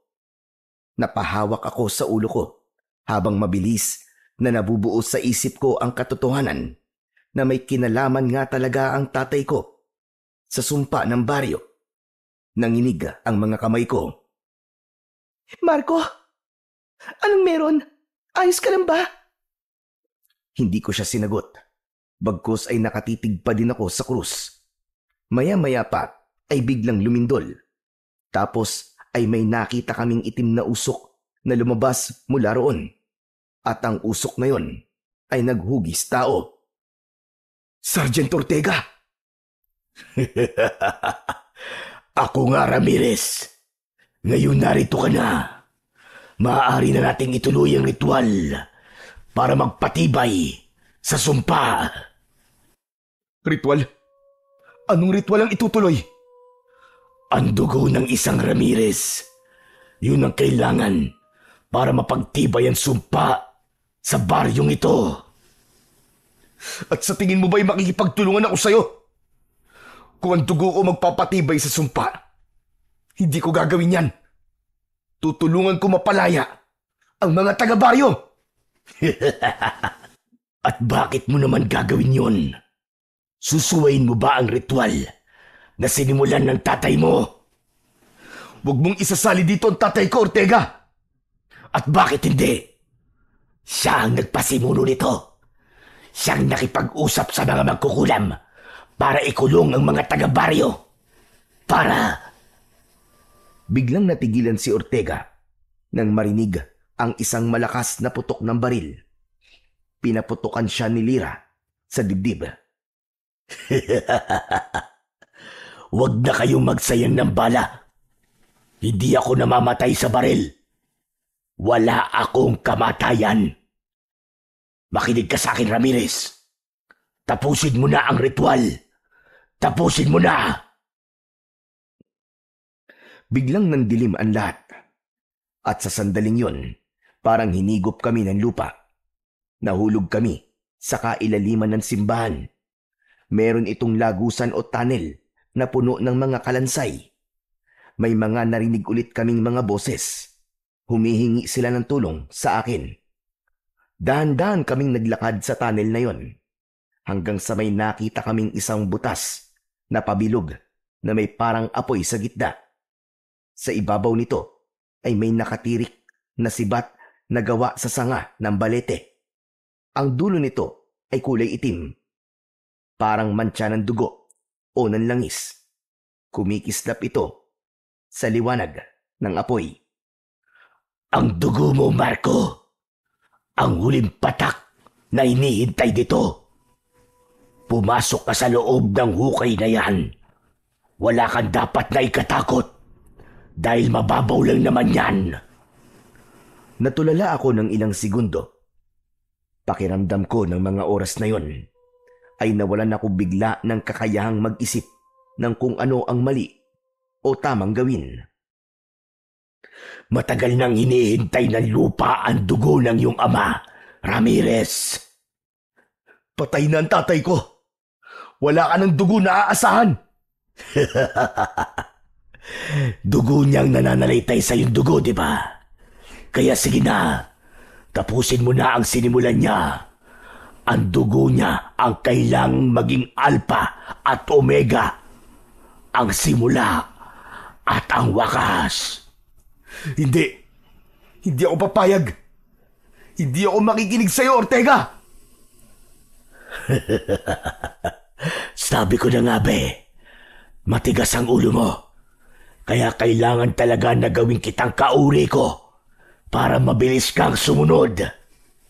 At hindi mo yung magagawa. At hindi ko rin gagawin ang gusto mo. Hindi mo ako alipin. Talaga? Bakit hindi mo ba nararamdaman na kusa ng kumikilos ang iyong itim na dugo? Bigla ako napatingin sa aking mga sugat. Tumutulo ang dugo mula roon. May ilang patak na tumulo na sa lupa. Napansin kong kulay itim ang dugo. Maya-maya pa ay may narinig akong mga sumisigaw. Naroon muli ang mga kamay na nakabaon sa lupa. Sumisigaw sila. Humihingi ng tulong na mapalaya. Isinisigaw nila. Ayaw nila ng itim na dugo. Nalilito na ako. Hindi ko na alam ang gagawin ko. Huwag ka nang magdalawang isip, Ramirez. Nakatakda nang mangyari ito. Kailangan mong tapusin ang misyong iniwan ng tatay mo. Kaya sige na. Umanib ka na sa akin. Diligan mo ng itim na dugo ang lupa. Manahimik ka! Tulad mo rin ako noon, Marco. Ayoko naman talagang gawin to. Pero kailangan. Makinig ka sa akin. Magtiwala ka sa ginawa ng tatay mo. Maniwala ka sa kanya. Sabi nga nila, ang pagsunod sa magulang ay daan sa kaligtasan. Hindi mo man maintindihan ngayon ang mga desisyon niya. Ngunit darating ang araw na malalaman mong ginawa niya yun para iligtas ang mas nakararami. Ako ang magiging gabay mo, Marco. Tutulungan kita. Hindi ko kailangan ng gabay mo, demonyo ka! Pagkasabi ko nun, ay mabilis akong kumilos. Lumipat ako sa mababaw na hukay na yun at mabilis na kinuha ang sibat. Laking pagtataka ko na kahit nasa ibabaw ito ng apoy, ay hindi man lang ako napaso. Nang makuha ko yun, ay naramdaman namin ang mahinang pagyanig ng lupa. Sa paligid ay gumalaw ang mga kalansay. Napaatras si Ortega at napasigaw. Anong ginawa mo? Anong ginagawa mo, Ramirez? Pero hindi na ako nagpatinag. Ramdam kong ito na ang tamang oras. Kung dugo ko kailangan ng lupa, ibibigay ko. Pero hindi para sa inyo! Itinusok ko ang dulo ng sibat na yon sa aking palad. Napasinghap ako habang nakikita ang dumaloy na dugo mula sa aking sugat. Hindi yun itim, kundi matingkad na pula. Hindi pa nakakarating doon ang kamandag ng mga kuko ni Ortega. Nang mapatakan na ng aking dugo ang lupa, may mga narinig kaming tinig. Nagpapasalamat sila sa kanilang paglaya. Nanginig si Ortega, galit na galit. Nagkakamali ka, Marco. Hindi mo dapat nilinis ang lupa. Hindi mo dapat tinalis ang sumpa. Hindi mo alam ang ginawa mo. Hindi mo alam ang ginawa mo, Ramirez! Mabilis siyang sumugod. Muli niyang itinutok sa akin ang matatalas niyang kuko. Ngunit bago pa niya maibaon sa akin yon, ay sinalubong ko na ng sibat ang kanyang pag-atake. Nagtagpo kami sa gitna. May kakaibang liwanag na sumirit sa pagitan namin. At doon nagsimula ang tunay na wakas ng sumpa. Unti-unting nanghina si Ortega habang hawak sa kanyang dibdib ang nakabaong sibat. Tuluyan siyang nalugmok sa lupa at maya-maya pa ay tuluyang nalusaw hanggang sa naging abo. Ilang sandali pa ay may isang malakas na liwanag ang tila sumabog sa loob ng lagusang yun. Napapikit ako at sa muling pagmulat ng aking mga mata, wala na kami sa loob ng simbahan. Nasa labas na kaming dalawa ni Lira. Lira, tapos na. Tumango siya, umiiyak pero nakangiti. Tama ka, Marco. Tapos na nga. Magkahawak kamay kaming naglakad pabalik sa aming barracks. Masaya ako. Masayang wala na si Ortega. Wala nang katatakutan ang mga taga-baryo. Mabubuhay na sila ng normal. Samantala, nang makabalik kami sa barracks, inayos ko ang pintuang nasira. At matapos maglinis ng katawan, pareho kaming bagsak sa higaan ni Lira. Makalipas ang ilang oras, nagising kaming parehas nang marinig namin na may kumakatok sa pintuan. Maingay sa labas at napansin kong maliwanag din dahil bahagya ng sumilip ang liwanag ng araw sa siwang ng bintana at pintuan. Tumayo ako at sumilip sa bintana. Nakita kong madaming tao sa harap ng tinutuluyan namin. Lira, may mga tao sa labas. Talaga? Baka alam na nilang wala ng sumpa, Marco. Kaya nandiyan na sila. Baka gusto nilang magpasalamat sa atin. Tara, labas tayo. Teka lang. Para kasing may mali eh. May masama akong kutob. Ano na naman ba yun, Marco? Wala ka nang dapat na ipag-alala. Wala na ang halimaw na si Ortega. Wala na tayong dapat katakutan. Tapos na, di ba? Basta dito muna tayo. Kailangan kong makasiguro na ligtas na nga tayo. Kinakabahan kasi ako eh. Alam ko na kung ano yan. Na-excite ka siguro.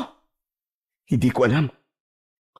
Natigilan kami ni Lira nang muling may kumatok at mula sa labas ay narinig namin ang boses ni Mayor Lucio. Tao po! Gising na ba kayo? Sabi ko na eh. Halika na. Si Mayor yung nasa labas. Binuksan ni Lira ang pinto at agad na sinalubong ng kamay si Mayor Lucio. Mabuti naman at pinagbuksan nyo na kami. Alam nyo, naparito kami para magpasalamat sa inyo. Naalis nyo na ang sumpa ng baryo namin. Gusto namin magdaos ng pista upang maparangalan kayo sa inyong naging kabayanihan. Matanong ko lang po kayo, Mayor. Paano po ninyo nalaman na wala na po sumpa ang baryo? Ilang segundong natahimik ang alkalde. Tila nag-isip ng kanyang sagot. Kaya naman, mas lalo kong nagduda sa kilos ng alkalde. May nakapagsabi lang sa akin, Sergeant Ramirez. Ang sabi ay napatay nyo na raw ang mga aswang sa gubat.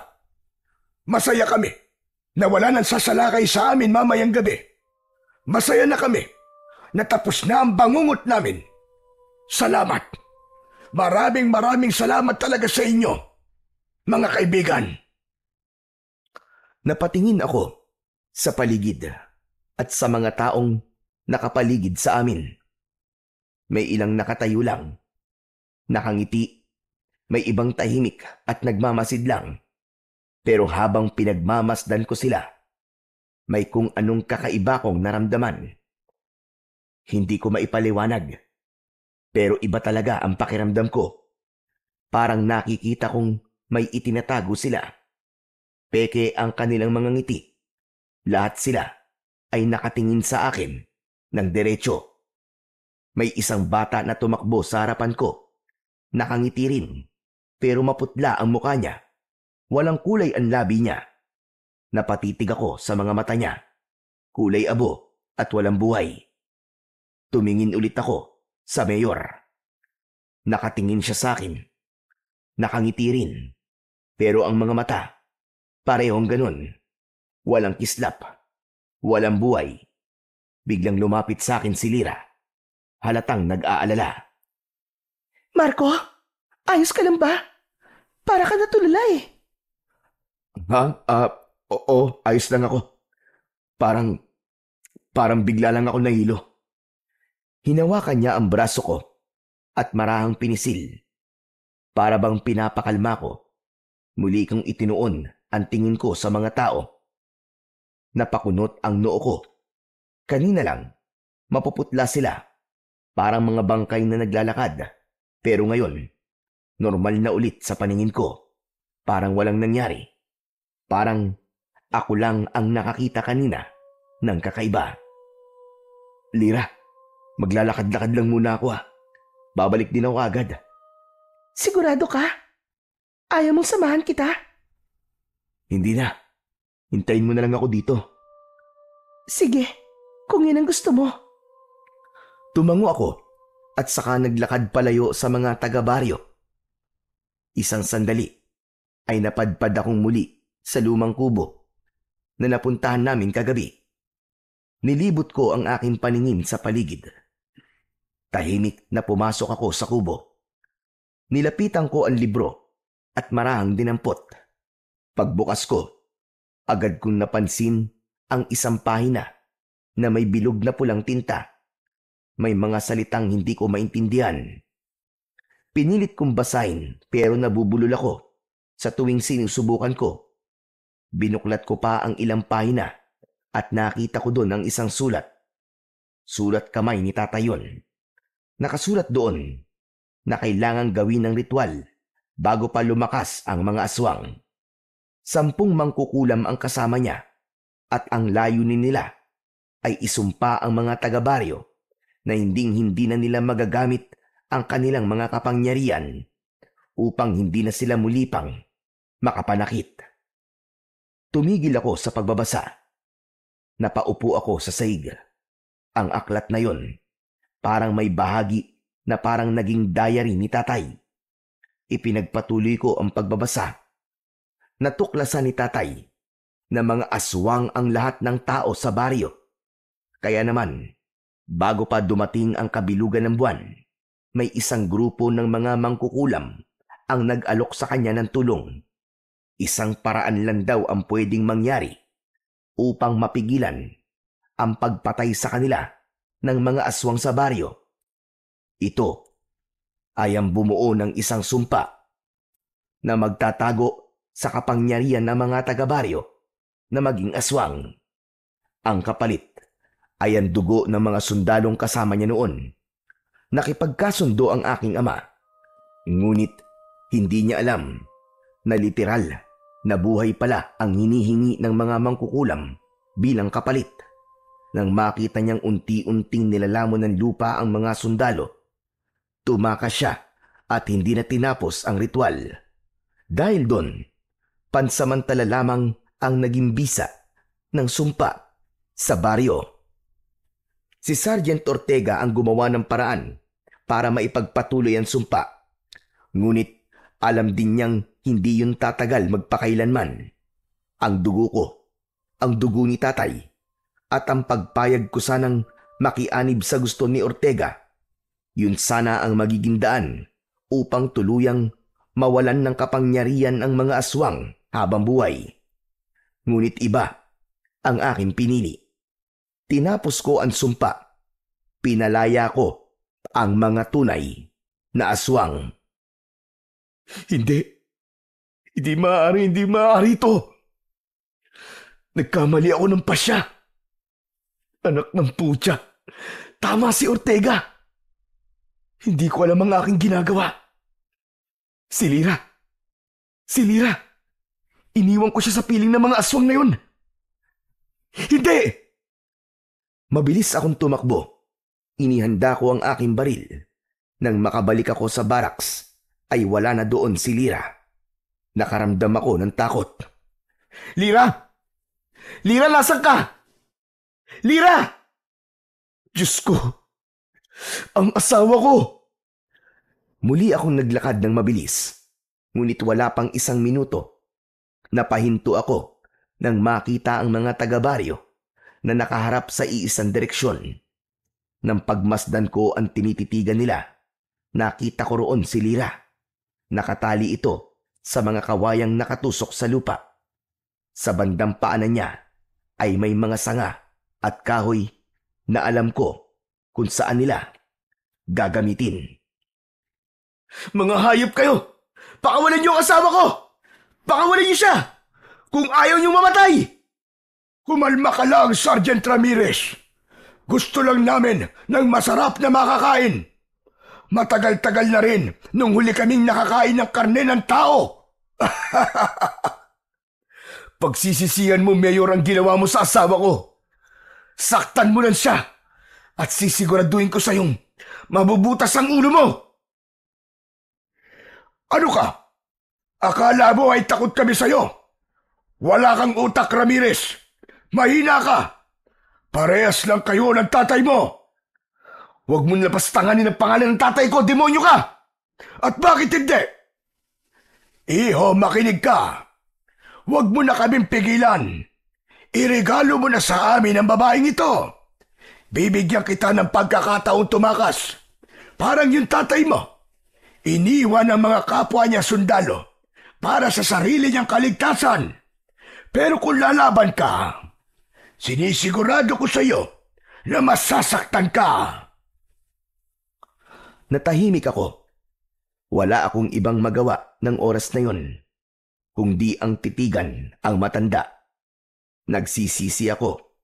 Naloko ako. Hinayaan kong bumalik ang dilim sa baryong ito. Naunawaan ko na hindi lahat ng sumpa ay masama. Tama ang tatay ko. Tama si Ortega. Sandali! Nagbago na pala ang isip ko. Mga kasama, hulihin at patayin din ang taong yan! Nanlaki ang mga mata ko. Nandahan-dahang biglang nagbago ang anyo ng mga tao. Lumaki ang mga ngipin nila hanggang sa naging matulis na pangil. May ilan na tumubo pa ng dagdag na hanay sa gilid ng bibig. Humaba din ang kanilang mga kuko at ang balat nila ay naging kulay abo. Hindi lang yon, kumikilos din sila ng hindi normal.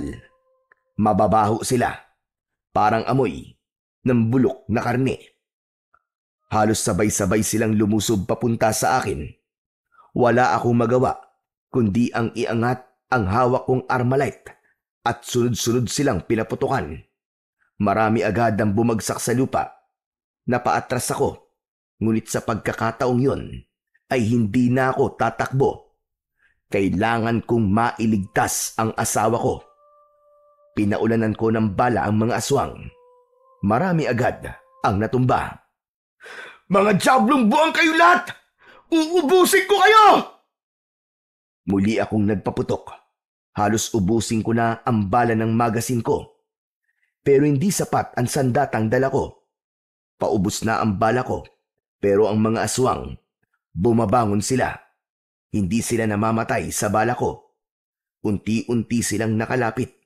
Pero bago pa nila ako tuluyang mahawakan at mapatay, kinuha ko ang isa ko pang baril at itinutok yon sa aking sintido. Marco! Marco, anong ginagawa mo? Patawarin mo ako, mahal ko. Pero hanggang dito na lang siguro ang laban natin. Mas mabuting mamatay ako sa bala kaysa sa kamay ng mga aswang na to.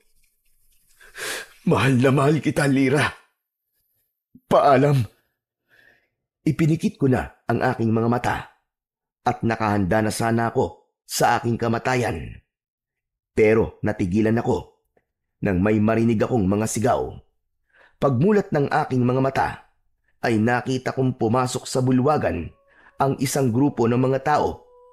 Mukha silang mga taga-bundok. Mukhang may tribong kinabibilangan.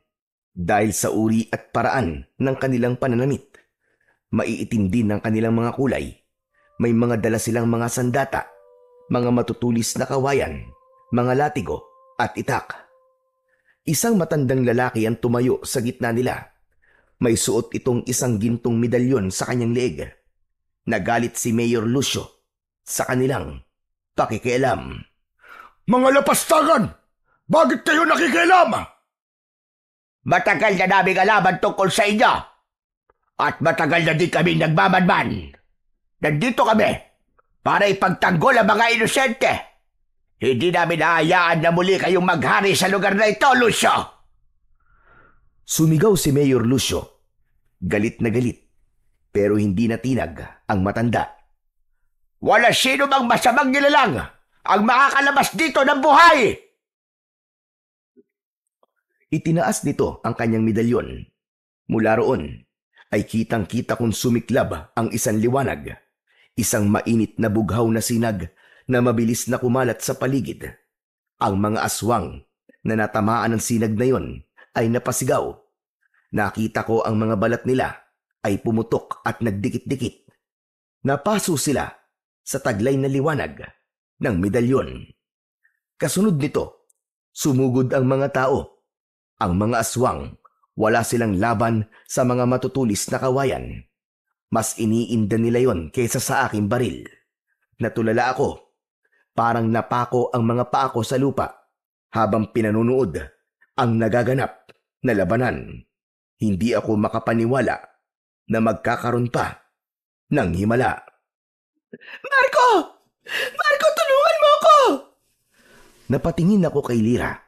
Bitbit siya ni Mayor Lucio na naglalakad na palayo. Agad akong tumayo at susundan sila, pero biglang may humawak sa aking balikat. Paglingon ko, ang matandang may medalyon. May inaabot siya sa akin na pilak na punyal. Ito gamitin mo. Ito ang tanging sandata na makapapatay sa lider ng mga aswang. Agad kong kinuha ang punyal. Wala nang oras para magpasalamat. Agad kong sinundan si Mayor Lucio at ang asawa ko. Bitiwan mo ang asawa ko! Huwag ka ng mga aspa, Ramirez! Hindi mo ako kaya! Mabilis akong tumakbo at nakalapit sa kanya. Agad ko siyang nasaksak sa balikat. Ininda niya yon at nabitiwan niya si Lyra. Agad kong hinila ang asawa ko palayo sa pinuno ng mga aswang. Okay ka lang ba, Lyra? Tumango siya at niyakap ako. Duguan ang balikat ni Lucio, pero nanatili itong nakatayo. Humarap ito sa amin. Nanlaki ang mga mata ko nang makita ko na naghilom ang sugat niya. Napaatras ako dahil sa gulat. Hindi mo ako basta-basta mapapatay, Ramirez! Ang mga mata niya biglang nagbago, naging kulay pula, at ang kanyang balat ay naging kulay abo. Humaba ang mga kuko niya, naging matulis at nagpakita na din ang kanyang mga pangil. Marco! Tumakbo na tayo! Hindi, mahal ko. Kailangan ko tong tapusin. Inihanda ko ang aking sarili. Hinawakan ko ng maigpit ang punyal na ibinigay sa akin ng matanda kanina. Sumugod si Lucio. Mabilis, parang kidlat. Iwinasiwas niya ang matatalim niyang mga kuko. Pero naiwasan ko yon. Agad ko siyang sinaksak sa tagiliran, pero humarang ang kanyang braso. Tumama ang punyal. Bigla siyang napasigaw. Nagsimulang umusok ang sugat niya, pero mabilis din itong naghilom. Lalo akong nagalit nang makita yon. Naisip ko na hindi sapat na saksakin siya kahit saan. Kailangan kong tamaan ang pinakakritikal na bahagi ng kanyang katawan para mamatay na siya. Sinugod ko siya muli gamit ang buo kong lakas. Sinaksak ko siya sa kanyang dibdib, sa tapat mismo ng kanyang puso. Kumislap ang matinding liwanag at kasabay nun ay ang malakas na sigaw ni Lucio. Ang katawan niya ay nanginig. Unti-unting nagbago, pabalik sa kanyang anyong tao, hanggang sa tuluyan siyang naging abo. Tapos na ba, Marco? Oo, mahal ko. Tapos na. Pero hindi ko alam kung tuluyan na ba tayong ligtas. Bumalik kaming dalawa sa lugar ng labanan. At doon ay nakita naming nagapina ng mga taga-tribo ang halos lahat ng mga aswang. Amoy dugo at asupre ang lugar. Pero ramdam ko ang ginhawa sa paligid. Unti-unti nang bumaba ang tensyon. Ang ibang mga katribo nila ay nagsiga ng mga kahoy. Sinimulan na nilang sunugin ang mga bangkay na hindi naging abo. Nilapitan namin ang leader nila at nagpasalamat sa pagkakaligtas sa amin. Tatang, maraming salamat po sa tulong ninyo. Kung di ho kayo dumating, baka patay na po kami ngayon ng asawa ko. Ngumiti at tumangulang ang matanda. Marco, wala na. Tapos na talaga. Ligtas na tayo. Oo, mahal ko. Sa wakas, tapos na. Tumingala ako sa langit at nagpasalamat sa Panginoong Diyos. Hinawakan ko ang kamay ni Lyra. Magkahawak kamay kaming naglakad pabalik sa aming baraks upang kunin ang sasakyan. Pagdating namin sa barracks ay agad kaming sumakay at habang binabaybay namin ang daan pauwi, napatingin ako sa salamin. Sa likod ng sasakyan, nakita ko ang manipis na usok na galing sa lugar ng labanan. Tanda ng katapusan ng isang madilim na kabanata sa lugar na yon. Ilang araw matapos naming maisumiti ang report, napansin naming tila naging tahimik ang mga opisyal. Wala kaming natanggap na anumang tugon. Walang follow-up. Walang nagtanong. Kalaunan, nalaman namin na itinago na nila ang buong dokumento. Para bang ibinasura na nila ang kasong yon. Hindi na ako nagreklamo. Naiintindihan ko sila. Marahil ay ayaw nilang kumalat ang takot. Alam kong may mga bagay talaga na mas mabuting manatiling lihim na lamang upang manatili ang kapayapaan. At kung anuman ang tunay nilang dahilan, wala na akong pakialam. Ang mahalaga ay napagtagumpayan namin yon at ligtas kami ng aking asawa. Nabuhay kami ni Lira. Hanggang dito na lamang po. Salamat po sa pakikinig sa aking kwento.